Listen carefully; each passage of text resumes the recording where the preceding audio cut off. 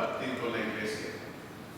Y la primera cita, el primer pensamiento que se me vino es justamente esa palabra que aparece en el libro de los Hechos, cuando la iglesia estaba siendo perseguida. Y usa la palabra de nuevo. Así que Pepe, muchas gracias por orar y por tener esa dirección de parte del Señor. Muy bien, amados. Para mí es un privilegio estar esta mañana aquí con vosotros, compartiendo la palabra del Señor. Hace ya varios años estuve en esta congregación, recién llegado a esta ciudad de Sevilla, y tuve la oportunidad de venir. Creo que ya han pasado unos 7 años o así que estuve aquí, y fue una gran bendición. Así que para mí representa un motivo muy especial de gratitud al Señor.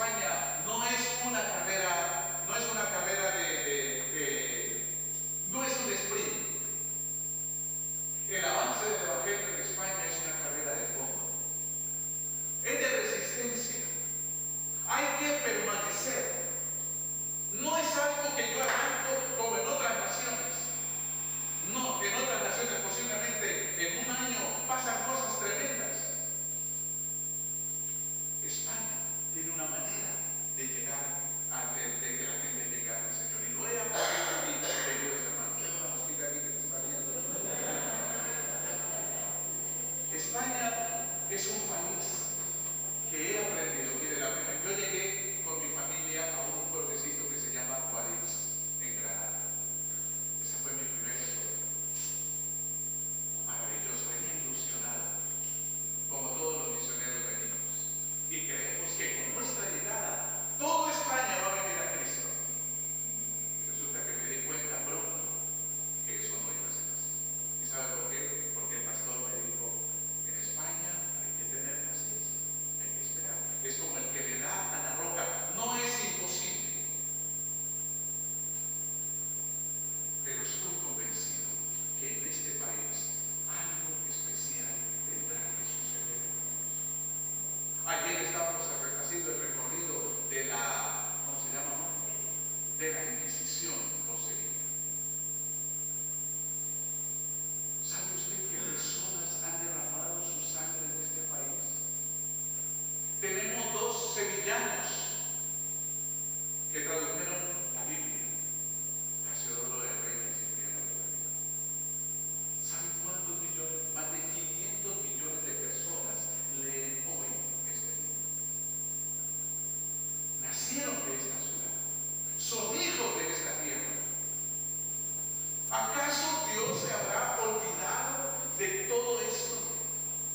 ¿De aquellos que murieron en la hoguera? Oh, querida iglesia del Señor, personas de esta tierra entregaron su vida y fueron muertos, fueron quemados. Dios no se olvida que hay un tiempo del Señor. Amo a este país y quiero lo mejor para este país, es que el Evangelio sea conocido por la mayor cantidad de personas que vengan aquí. Cuando vine aquí, cuando estaba en mi país, se decía España es el cementerio de los misioneros. Yo decía, ¿por qué se dice eso? No ha habido el primer misionero muerto en España. Y lo que me he dado cuenta no es que España sea el cementerio de los misioneros. España, lo que en España no funciona son los métodos traídos de otro lugar e implantados. Y necesitamos aprender a llegar a la gente con el Evangelio. Así que en este pasaje que estamos leyendo, encuentro que hay una persecución, pero la iglesia no se queda quieta. Miren lo que sigue diciendo adelante. Mientras las autoridades hacen planes y quieren acabar con todo, el Señor sigue usando a su iglesia. Y versículo 7 dice, y poniéndoles en medio, estoy en Hechos 4:7, y poniéndolos en medio les preguntaron, ¿con qué potestad o en qué nombre habéis hecho vosotros esto? Entonces Pedro, que lleno del Espíritu Santo, les dijo, gobernantes del pueblo y ancianos de Israel. ¿Sabe qué? Aquí Pedro no está cortado, no está miedoso, no está asustado. Aquí no es un Pedro lleno del poder del Espíritu Santo. Y le responde a los gobernantes. ¿Y qué les dice? Puesto que hoy se nos interroga acerca del beneficio hecho a un hombre enfermo, de qué manera éste haya sido sanado, sea notorio a todos vosotros y a todo el pueblo de Israel que en el nombre de Jesucristo de Nazaret, a quien vosotros crucificasteis y a quien Dios resucitó de los muertos, por él este hombre está en vuestra presencia sano. Este Jesús es la piedra reprobada por vosotros los edificadores, la cual ha venido a ser cabeza del ángulo. Y escuche esto, y en ningún otro hay salvación, porque no hay otro nombre bajo el cielo dado a los hombres en que podamos ser salvos. Pepe, eso es verdad. Estaba pensando en la palabra de nuevo. Y de nuevo, alguien que habla con de nuevo es alguien que sabe, es el trasfondo de la palabra es el derecho que tiene cada persona de ejercer, de reclamar sus derechos, la libertad que tiene, no el derecho, sino la libertad que tiene una persona de reclamar sus derechos. Cuando una persona reclama sus derechos es porque tiene libertad de hacerlo y porque sabe lo que está pidiendo. La gente que protesta muchas veces, por ejemplo, los médicos, los maestros, porque sus razones